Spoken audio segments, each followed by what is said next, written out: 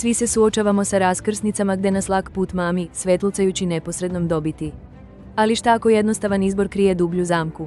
Alex, preduzetnik, pronašao je pravnu rupu da zaobiđe skup ekološki standard, štedeći kapital. To je obećavalo neposrednu dobit, manje muke.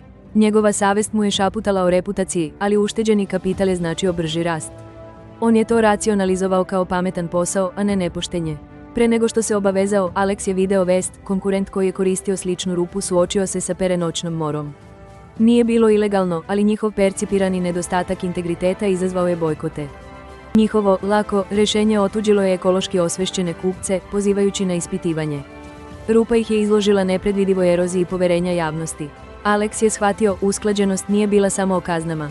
To je bila investicija u njegovu društvenu licencu, štit protiv nepredviđene javne reakcije koju rupa nije mogla da ponudi. On je izabrao integritet, pokrećući kompletan, skup proces. Mesecima kasnije, dok je konkurent posustajao, Alexov posao je napredovao, prepoznat po posvećenosti, privlačeći lojalne kupce. Naučio je, teži, transparentni put nije bio samo moralno superiorni, već i strateški ispravan, pojednostavljujući buduće izazove izgradnjom nepokolebljivog poverenja. Dupreti se lakom pogrešnom izboru je pametno. Koja vam se odluka vođena integritetom isplatila?